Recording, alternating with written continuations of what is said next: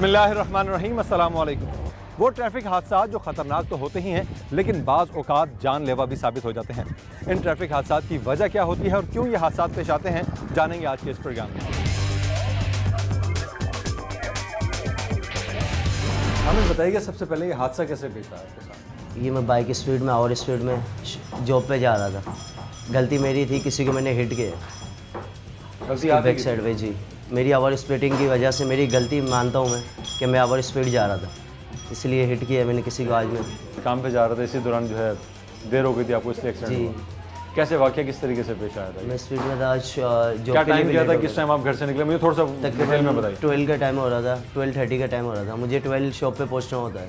12:30 हो गया था, मैं बहुत ज़्यादा लेट हो गया था, इसलिए मैं ओवर स्पीड में था और मज़ीद स्पीड में मेरी गलती थी, किसी को मैंने हिट किया बैक साइड पे उसकी, तो उसकी बचा हो गई। लेकिन अल्लाह ने मुझे भी बचा दिया, मेरी टांग शदीद जद में आ गई।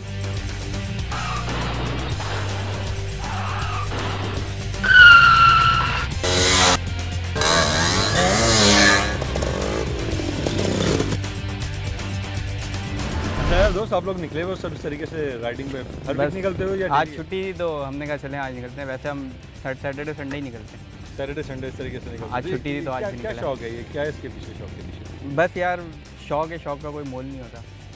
तो एक होता है ना हर शौक का कि चलो किसी कोई बेनिफिट भी है शौक का। नहीं, बेनिफिट तो कोई नहीं है, बस सुकून मिलता है, मज़ा आता है। सुकून मिलता है बाइक चला के। तो ये पेरेंट्स वगैरह आप सबके जानते हैं इन चीज़ों को? पेरेंट्स जानते हैं लेकिन मना करते हैं। मना करते हैं, मालूम है उनकी नॉलेज में है? उनके नॉलेज में है, लेकिन मना तो जाहिर सी बात है, हर किसी के पेरेंट्स तो मना करेंगे, ख़तरनाक सवारी है। ठीक है, तो ये आपकी पूरी टीम है या आप सब जो है साथ? जी, ये हमारी पूरी टीम है कराची राइडर्स।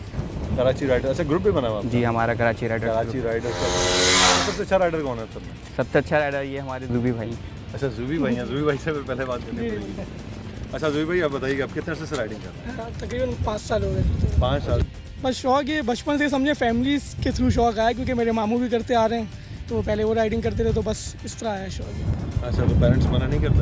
पेरेंट्स मना करते हैं, वो बोल बोल के थक चुके हैं, अब तो उन्होंने मना करना छोड़ दिया। तो वही कहते हैं कि सेफ्टी फर्स्ट है, एहतियात क्या करो, देख के जाया करो। लेकिन काफ़ी खतरनाक सवारी है मोटरसाइकिल, वैसे भी देखा जाए तो चाहे 70 सीसी हो या 200 हो या फिर 1000 तक, किसी भी सीसी की आप नहीं, बिल्कुल देखिए, तो लाइफ इज रिस्क तो लेना पड़ेगा। अगर कुछ बनना है ज़िंदगी में, कुछ करना है, तो रिस्क तो लेना पड़ेगा। जब आप स्टंट्स करते हो तो आप जानबूझ के करते हो ना? तो जानबूझ रिस्क है, देखिए हमारा शौक है, हम चाहते हैं कि इंटरनेशनल लेवल पे जाएं।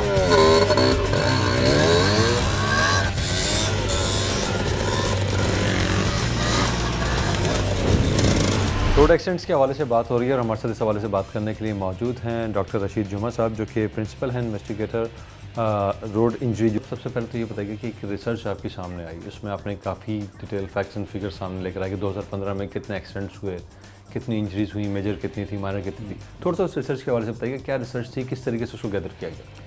तो ये हमारा तकरीबन 8 साल से काम चल रहा है, जिसमें जो शहर के बड़े अस्पताल हैं वहाँ से हम इंफॉर्मेशन इकट्ठा करते हैं, जहाँ वहाँ पे जो ज़ख्मी जाते हैं उनसे या उनके लवाकिन से या एम्बुलेंस क्रू से, बहुत दूसरे लोगों से हम मालूमात इकट्ठा करते हैं कि कैसे हुआ और जगह कौन सी थी, टाइमिंग क्या था, लाइट की कंडीशन क्या है, वेदर कंडीशन क्या था, ट्रैफिक की कंडीशन क्या है।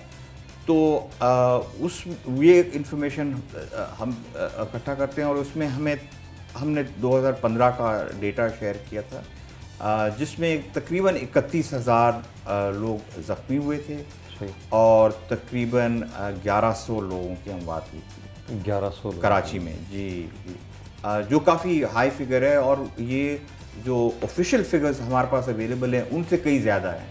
तो ऑफिशियल फिगर्स में तकरीबन 450 या 500 लोगों की डेथ बताई गई है और इंजरी तकरीबन 1500 या 1600। तो ये कई ज़्यादा है। तो और ये बताता है कि कराची की ट्रैफिक में हादसात का जो इंसिडेंट है काफ़ी हाई है।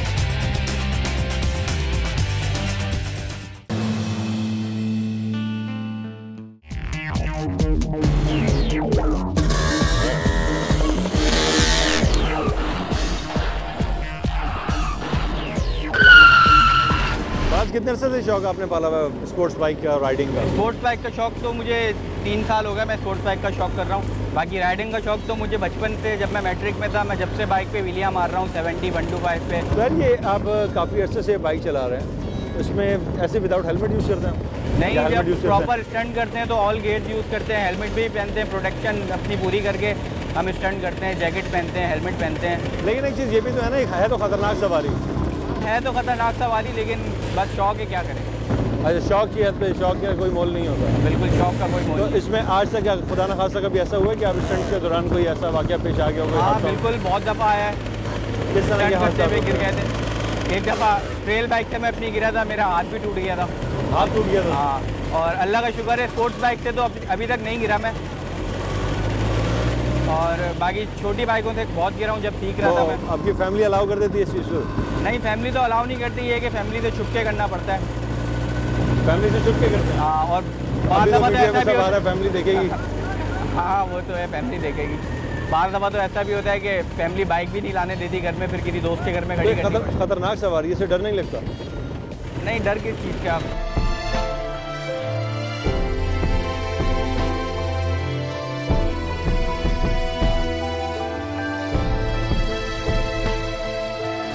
हमारे साथ मौजूद हैं डॉक्टर रज़ा रिजवी साहब, जो कि न्यूरो हेड हैं यहाँ पर रंगून वाला जो बनाया गया है जन अस्पताल के अंदर। यहाँ पर ओवरऑल जो न्यूरो का डिपार्टमेंट है इसको हेड करते हैं। सर ये बताइएगा, यहाँ जो पेशेंट्स लाए जाते हैं बेसिकली कौन से एक्सीडेंट्स होते हैं, किस तरह के पेशेंट्स यहाँ लाए जाते हैं? बेसिकली यहाँ पे जो पेशेंट हमारे पास इस वक्त इस एरिया में है, this is the neuro trauma unit of our department. Okay. यहाँ पे तमाम तर मरीज़ सर की चोट से आते हैं। In addition to that we have 2 operating room जहाँ 24 आवर्स सर्जरीज होती हैं। ठीक है। अच्छा, यहाँ जो एक्सीडेंट केसेस भी लाए जाते होंगे सर यहाँ पे, तो जो हेड इंजरी है वही बेसिकली यहाँ पर आती है? बेसिकली यहाँ पे अगर कोई ऐसा पेशेंट है जिसकी फ्रैक्चर है, कोई हड्डी टूटी हुई है, लेकिन साथ में उसको हेड इंजरी भी है, तो हम उसको एडमिट करते हैं। मतलब नॉट ओनली ये कि अगर कोई और इंजरी होगी तो हम उसे एडमिट नहीं करेंगे। Basically all polytrauma with head injury they come to this department, and depending upon their condition उसको फिर उसके हिसाब से मैनेज किया जाता है।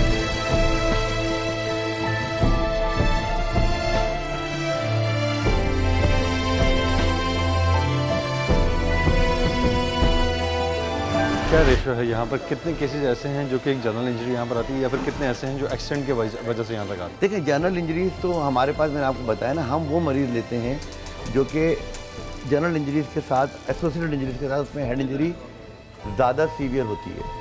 ठीक है, जहाँ पे जिसमें हेड इंजरी को मैनेज करना पहले ज़रूरी होता है, then followed by the other thing. अब जैसे कोई chest injury with head injury है तो वो हमारे पास आ जाता है, चेस्ट ट्यूब डाल के साथ हम आपके पास। नहीं, आई मीन यहाँ पे जो ज़्यादातर केसेस आते हैं आपके पास, वो वैसे ही किसी गिरने की वजह से चोट लग गई या रोड एक्सीडेंट की? नहीं, नॉट गिरने, all type of head injury. Road traffic accident है, गिरना है, कोई असॉल्ट है, कोई फायर आर्म है, तमाम तर जो भी पेशेंट जिनको किसी वजह से भी सर की चोट लगी है, वो सब के सब मरीज़ यहाँ पर आते हैं। यहाँ पे ट्रीट किए जाते हैं? यहाँ पे रेशो क्या है सर, ज़्यादा एक्सीडेंट रोड एक्सीडेंट है?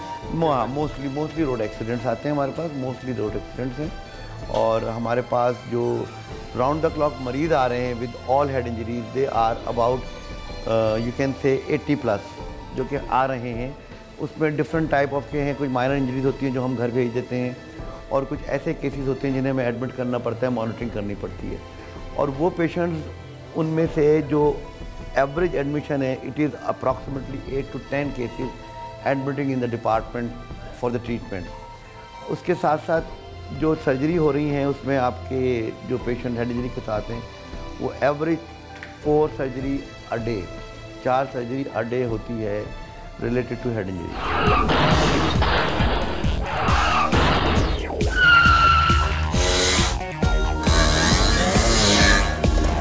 से आपको देर हो गई थी जी, आप जल्दबाजी में निकले, तो आपने क्या सोचा था कि कितनी स्पीड में जाऊँ? कितनी स्पीड होगी इस वक्त? स्पीड अमूमन मेरी 80-90 होगी। 80-90 की स्पीड पे आप जा रहे थे, तो सामने जो किसको हिट किया था आपने? कोई गाड़ी जिसे मैंने हिट किया था वो फैमिली के साथ था, उसके साथ बच्चे भी थे, लेकिन वो तकरीबन 30-35 की स्पीड या 40 की स्पीड में था। अच्छा, वो नॉर्मल? हाँ, नॉर्मल स्पीड में था। मैंने बहुत बचाने की कोशिश की थी, लेकिन बचाते बचाते हैंडल मेरा निकल चुका था, मेरी टांग, ब्रेक पैंडल वगैरह उसकी जद में है, जिसकी वजह से मैं इस नौबत पे पहुंच गया। कितनी पुरानी बात है ये? तकरीबन 1 माह हो गया। 1 माह हो गया। अच्छा, जो आप बता रहे जब आपने हिट किया, दूसरी मोटरसाइकिल थी ना जी, जब आपने उस मोटरसाइकिल को हिट किया तो क्या उस पर मोटरसाइकिल का बता रहे फैमिली मौजूद? नहीं, बहुत मैंने कंट्रोल करके हिट किया कि उसके बच्चा तो बचा तो हो जाए, क्योंकि उसके साथ भी फैमिली थी, मेरी एक फैमिली वाला हूँ, उसके साथ बच्चे थे, उनका मुझे बहुत दिल में वो हुआ, तो मैंने बहुत कवर कर करके हिट गया तो बचत हो गई। इसके साथ बहुत छोटे बच्चे कितने थे। बंदे थे? इसके साथ 3 बच्चे थे, एक उनकी वाइफ थी, एक वो खुद थे। तो उस दौरान जो है वो जब एक्सीडेंट हुआ तो ये मेन कोई रश वाला एरिया था या किसी गली वगैरह में हुआ? नहीं, मेन रोड था ये।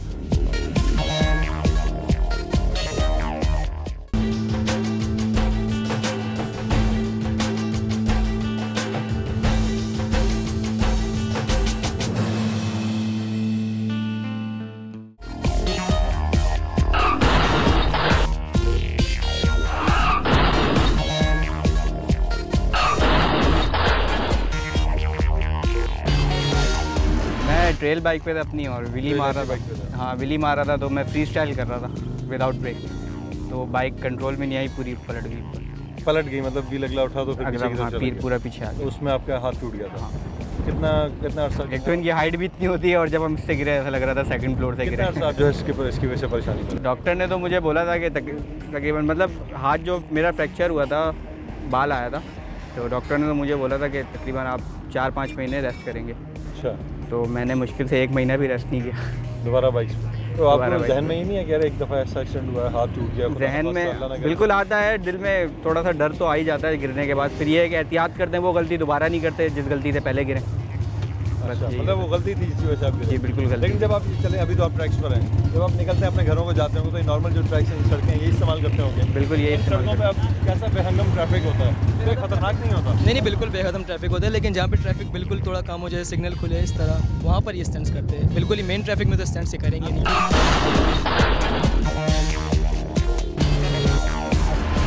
हमारे डेटा में भी यही आ रहा है कि मोटरसाइकिलिस्ट की तादाद सबसे ज़्यादा है, सबसे आगे एक्सीडेंट्स में। जी। और उसमें जो मोटरसाइकिलिस्ट ज़ख्मी होते हैं या जिनकी डेथ होती है, उनमें तकरीबन 1% से 2% से ज़्यादा लोग हेलमेट नहीं पहने होते।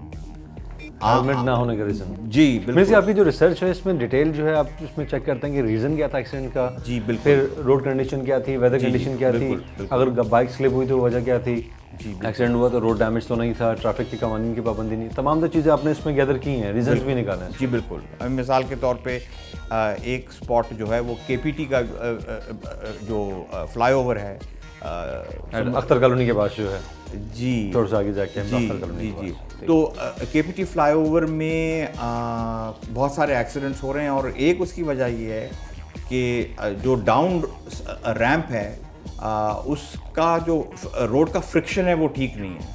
तो मोटरसाइकिलिस्ट बैड फ्रिक्शन की वजह से अपनी लेन से ऑन कमिंग ट्रैफिक में जाके कलाइड करता है ऊपर चढ़ने वाली ट्रैफिक से। तो ये मिसाल के तौर पे एक थिंग, और जो फिर उसकी फिर ट्रीटमेंट वगैरह भी हुई है और आई होप कि वो फिगर्स बेहतर होंगे, मगर इस किस्म की चीज़ें।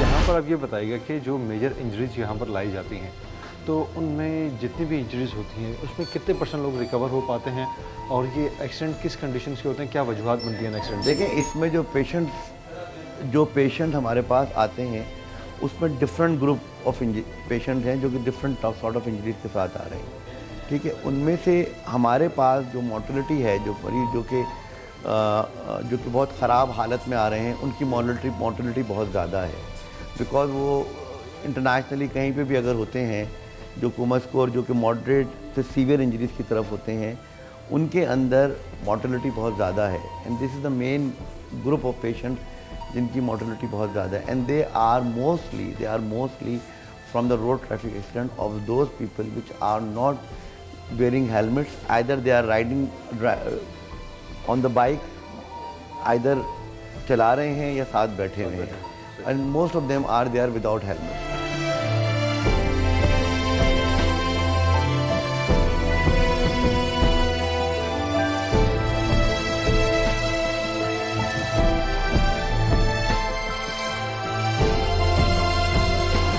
जैसे ओवर स्पीड में जा रहे हैं, आपने किसी को हिट कर दिया, वो भी फैमिली, उस वक्त लगे तो उस टाइम क्या सिचुएशन थी कि आप खुद उठ के खड़े हुए थे या आपको पता फौरी तौर पर चल गया कि आपकी खड़ा तो हुआ था, लेकिन मुझे महसूस हो गया था मेरी टांग में बहुत चलने लायक नहीं था मैं।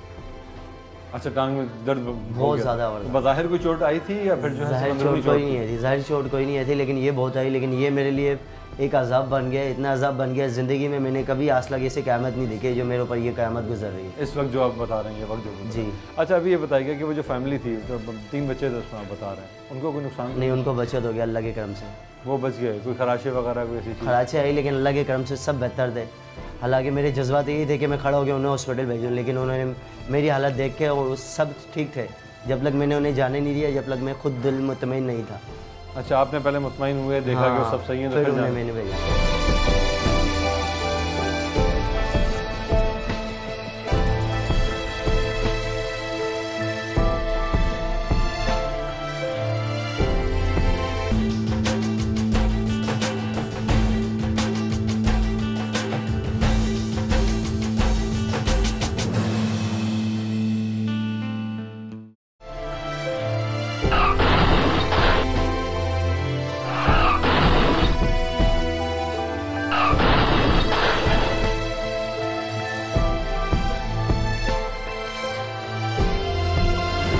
आप तो कि महीना 1.5 महीना हो गया वहाँ जा भी नहीं पा रहे, कितना नुकसान हुआ, कितनी डिस्टर्ब हुई आपकी लाइफ इस एक्सीडेंट से? पूछो मत, तकरीबन बहुत ज़्यादा नुकसान हो गया है कि पूरा घर हिल चुका है। जैसे एक ज़लज़ले का झटका आता है, मेरी फैमिली के अंदर पूरा एक वो झटका आ चुका है जो आज तक संभलने में नहीं आया। मज़ीद 1 महीना है और अल्लाह मुझे हिम्मत देगा, अल्लाह मेरे घर वालों को हिम्मत देगा। डॉक्टर साहब यही कह रहे हैं मज़ीद 1.25 महीना 1.5 महीना और। अच्छा, जब जहाँ ये हादसा पेश आया उस जगह पे कोई स्पीड लिमिट का बोर्ड लगा हुआ था, कोई ट्रैफिक पुलिस एहलकार वैसे मौजूद था वहाँ? जी, ट्रैफिक एहलकार तो मुझे नहीं दिखा वहाँ, कोई होता ही नहीं। अलबत्ता उनके वहाँ ऑन ड्यूटी होते हैं लेकिन होते नहीं है वहाँ पर, अपनी मर्ज़ी के मालिक हैं। स्पीड बोर्ड का मैंने बोर्ड पे निगाह भी मारी, लेकिन मैं ओवर स्पीड में था, मेरी गलती है। अच्छा, मतलब वो बोर्ड लगा हुआ था, आपकी नज़र नहीं पड़ी उस पर? जी, मेरी नज़र नहीं, तो नज़र पड़ी थी, नज़र पड़ी थी, लेकिन मैं बहुत जल्दी में था इसलिए। ठीक है, स्पीड ब्रेकर था जिस पे आपने अचानक से जो है वो ब्रेक लिया था, या फिर कोई टर्निंग पॉइंट था, ट्रैफिक नहीं, सिग्नल बिल्कुल था? स्ट्रेट था, स्ट्रेट रोड पे आप जा रहे स्ट्रेट थे? रोड पे था। मतलब स्ट्रेट रोड पे जाते जाते आपने अचानक से किसी को किसी का हिट किया। लोग कहते हैं कि रोड इंजरी में 3 मेजर वजूहत हैं। एक तो लोगों की शाऊर रोड इस्तेमाल करने का, ट्रैफिक कवानीन का तरीके का। दूसरा, इन्फोर्समेंट के पुलिस जो अपने कवानीन को किस तरह इन्फोर्स करती है। और तीसरा, रोड की इंजीनियरिंग, एनवायरनमेंट की और इंजीनियरिंग। तो क्वाइट फ्रैंकली जो कराची की 3 करोड़ आबादी है, उनका शऊर बढ़ाना वो हमारे लिए ज़रा मुश्किल है।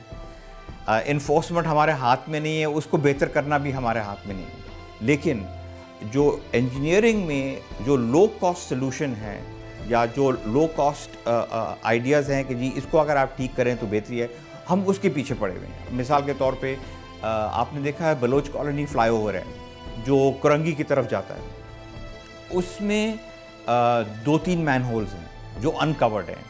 और रिसेंटली हादसा हुआ जिसमें एक बस उस मैन होल में घुसा, निकला, बैलेंस टिल्ट हुआ और जाके दूसरी कार से कोलाइड हुआ और उसमें काफ़ी लोगों की डेथ हुई। तो वो सिर्फ उसको कवर करने की बात है, बट अगर कोई जाके देखे नहीं और वो चीज़ निकाले नहीं तो वो फिर होता नहीं है। और ये हमारा बेसिकली जो मेन काम है आजकल वो इसकी तरफ है कि जो आपके रोड नेटवर्क में जो ब्लैक स्पॉट्स हैं और जहाँ पे एक्सीडेंट की वजह नज़र आती है उसको हम एड्रेस करें।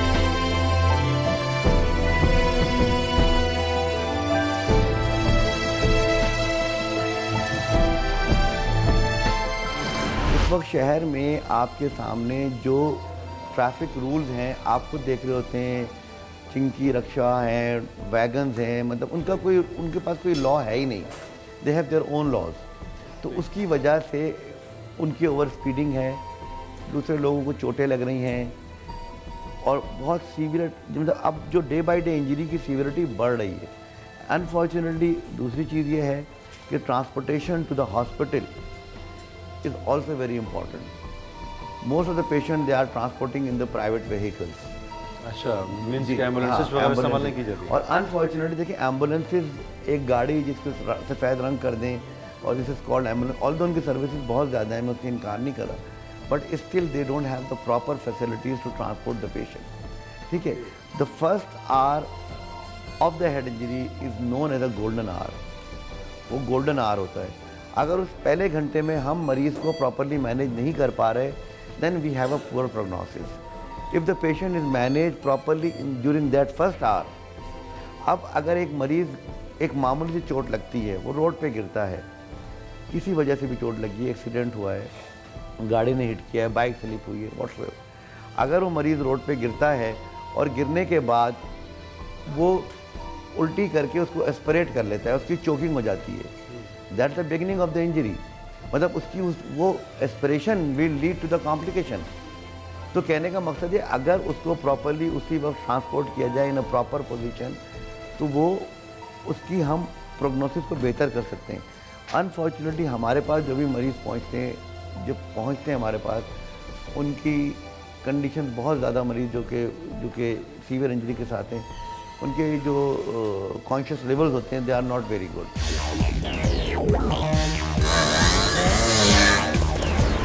शाहज़र, आप कब से चला रहे हो? ये मुझे भी 6-7 महीने हुए थे। 6-7 महीने हो गए। आप तो मुझे खुद छोटे से लग रहे हो। जी 16 year. 16 years? Yes. Just 16 years? Yes. तो इस उम्र में आपको ये शौक बढ़ गया? जी। फैमिली में किसी और को भी था? मेरे चाचू को है, मेरे कजन्स को है, बाइक्स भी है उनके पास। अच्छा, वो लोग करते हैं तो उनको देखा देखी। जी। लेकिन आप तो मेरे ख्याल से आईडी कार्ड भी आपका नहीं बना, तो नहीं। लाइसेंस तो नहीं बना होगा? नहीं।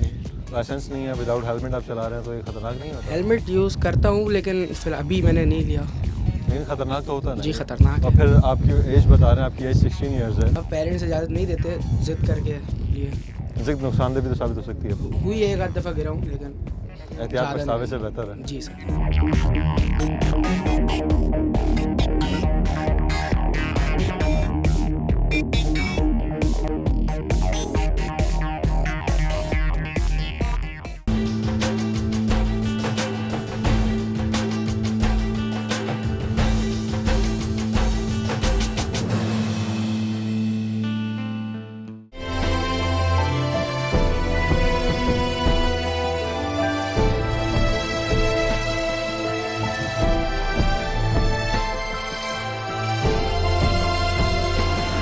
तो आपने ओवर स्पीडिंग का बोर्ड जो है, एक झलक आपकी उस पर पड़ी थी, लेकिन आप जो है वो गलती आप अपनी मानते हैं कि आपसे गलती थी। जी। तो आप बता रहे थे मुझे कि इस एक्सीडेंट के बाद से आप काफ़ी परेशान हो गए। कितना नुकसान हुआ? तकरीबन 90,000 तक हो गया। 90,000 रुपीज़ आप इस पे लगा, 90,000 हाँ, रुपये हो चुका है खर्च। और अभी मजीद खर्चा इस पे बाकी है। तो डॉक्टर्स क्या कहते हैं, कितनी जगह से फ्रैक्चर आपकी टांग? मेरे को थ्री जगह से फ्रैक्चर है, जिसमें से एक बेहतर हो गया, 2 के लिए स्पेशल ये ट्रीटमेंट दिया जा रहा है। तो ये माइनर फ्रैक्चर है या ज़्यादा फ्रैक्चर? मुझे तो इतना नॉलेज नहीं है, डॉक्टर तो ये कहते हैं फ्रैक्चर छोटा फ्रैक्चर है या बड़ा फ्रैक्चर है? इतनी नॉलेज नहीं है मेरी, तो ये फील्ड ही नहीं है। बहरहाल डॉक्टर बोलते हैं फ्रैक्चर है, लेकिन घुटने का फ्रैक्चर खतरनाक है, इसकी वजह से मुझे। अच्छा, घुटने में फ्रैक्चर है? हाँ, स्पेशल मुझे ये, इसे कहते हैं जापानी प्लास्टर, ये दिया गया है। पहले नॉर्मल प्लास्टर होता है, वो था, वो 1 महीने रहा। अभी 1.25 महीने का ये दिया गया है कि मेरे घुटना चलने के लायक हो जाऊँ।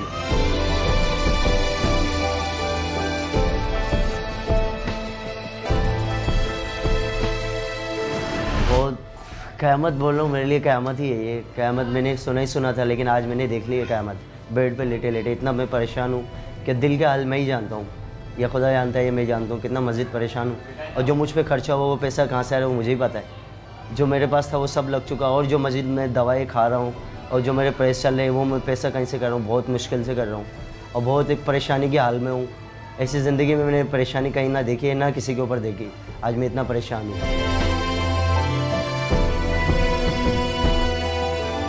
एक तो ये है कि सबसे बड़ा ट्रैफिक की डेंसिटी बहुत ज़्यादा है। हमें अभी याद है, हम छोटे होते थे, ट्रैफिक कदरे कम होती थी, इन्फोर्समेंट बहुत ज़्यादा, और लोग असल में डरते थे सिपाही से। आज सिपाही को कोई घास नहीं देता, और सिपाही भी वो सिर्फ जो लोन बंदा है उसको रोकता है और टोकता है, बाकी उन लोगों को। तो दोनों चीज़ें हुई हैं। पब्लिक का प्रेशर ज़्यादा बढ़ा है, ट्रैफिक ज़्यादा हुई है, और इन्फोर्समेंट का जो ज़ोर है वो कम हुआ है। मेरा ख्याल है कि बहुत ज़रूरत है कि एक तो पब्लिक थोड़ा अपनी रिस्पॉन्सिबिलिटी से सड़क को इस्तेमाल करे। किस तरीके से हादसात को कंट्रोल किया जा सकता है, और वो पेरेंट्स जो कम उम्र बच्चों को मोटरसाइकिल दे देते हैं, उनके लिए भी कोई मैसेज आप दें? तो सबसे पहले मेरा सिंपल मैसेज है कि हेलमेट वेयरिंग, जो अगर आप मोटरसाइकिल चलाते हैं तो हेलमेट बगैर आप यानी कि वो किक ही ना करें, उसको स्टार्ट ही ना करें, आप चाबी ना लगाएं। सबसे पहले हेलमेट पहनें और फिर चाबी घुमाएं। दूसरा, जो वालिदैन अपने बच्चों को खुश करने के लिए, उनको बहलाने के लिए मोटरसाइकिल दे रहे हैं, नहीं, बच्चे की बेहतरी इसमें है कि आप उसको सवारी पे करें, उसको हेलमेट पहनाएं, उसको हेलमेट पहना सिखाएं। अगर वो अल्लाह के फजल से बच भी जाता है, वो चला लेता है और कुछ नहीं होता उसको, मगर उसके जहन में एक बात होगी कि जी हेलमेट की ज़रूरत नहीं है, तेज़ चलाओ और निकलो। और जो वालिदैन अपने छोटे बच्चों को मोटरसाइकिल दे रहे हैं, वो एक विक्टिम की तरबियत कर रहे हैं, वो आगे जाके एक विक्टिम होगा। और मेरा ख्याल है कि हमें थोड़ी रिस्पॉन्सिबिलिटी दिखानी चाहिए।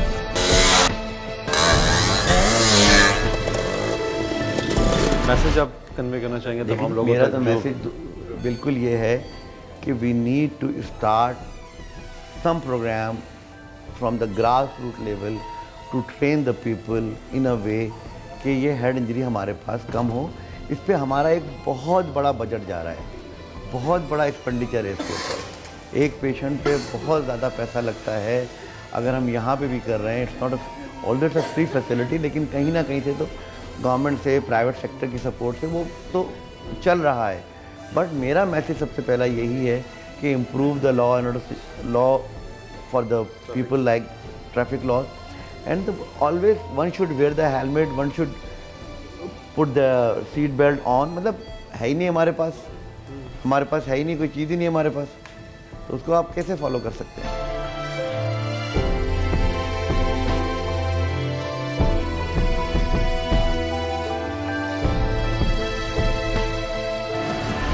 तो वो जो लोग लड़के निकलते हैं, ओवर स्पीडिंग करते हैं बाइक पे, गाड़ी पे, किसी भी चीज़ पे ड्राइविंग करते हुए, उन्हें कुछ कहना चाहोगे आप? नहीं, उन्हें मैं एक बहुत भाइयों को एक अच्छा मैसेज देना चाहूँगा कि भाई दोस्त, अच्छा भाई अच्छा दोस्त होने के तरीके जो भी मुझे समझें, लेकिन मैं उनको एक ऐसे मैसेज मेरा ये देना चाहूँगा कि इस ज़िंदगी बार बार नहीं मिलेगी, एक बार मिलेगी। इसका अच्छे से अच्छा यूज़ करें, अपना नहीं अपने घर वालों का, अपने प्यारों का ख्याल करें। आज मेरी वजह से मुझे नहीं लगी, मेरी पूरी फैमिली को लगी ये चीज़। आज मैं जितना मैं परेशान हूँ, मुझसे ज़्यादा मेरी फैमिली परेशान है। तो भाई जो कुदरती होती है वो कुदरती होती है। आज मैं इस पर भले 10 करोड़ भी खर्चा करा लूँ, लेकिन मेरी कुदरती नहीं रहेगी ये टांग। तो उन्हें मैं यही एक एसएमएस देना चाहता हूँ, अपनी ज़िंदगी का ख्याल करें, बार बार ज़िंदगी नहीं मिलेगी। अल्लाह पाक ने तुम्हें जो दी है इसका एहसास करें, बहुत ज़्यादा एहसास करें, अपना बहुत ज़्यादा ख्याल करें। और हो सके तो भले लेट हो जाए, काम फिर तुम्हें मिल जाएगा, लेकिन ये टांग तुम्हें फिर ना मिलेगी। मेरी जैसी लाइफ में आओगे तो बहुत पछतावा करोगे। और एहतियात तुम्हें यही है कि अपना ख्याल करें, बहुत ज़्यादा ख्याल करें, अपने से ज़्यादा सामने वालों का ख्याल करें। जैसे मैंने किसी को हिट किया है, मुझे पता नहीं उस वक्त वो सही थे, लेकिन आज वो कैसे मुझे नहीं पता, लेकिन अपने से ज़्यादा सामने वालों को ख्याल करें। कहते हैं एहतियात पछतावे से बेहतर। अगर थोड़ी सी एहतियात किया जाए तो बहुत बड़े पछतावे से बचा जा सकता है। तो ट्रैफिक की कवानीन पे पाबंदी कीजिए, अमल कीजिए, और जब भी राइडिंग करें या फिर सड़क पर निकलें तो एहतियात ज़रूर कीजिएगा। आज के प्रोग्राम के हवाले से अपने फीडबैक से ज़रूर आगाह कीजिएगा। हमारा ईमेल एड्रेस है AKK@dawnnews.tv। अगले प्रोग्राम में किसी नए मौजू के साथ दोबारा हाजिर होंगे। तब तक के लिए बिलाल मिर्ज़ा और आपकी कहानी की टीम को दीजिए इजाज़त। अल्लाह निगहबान। पाकिस्तान जिंदाबाद।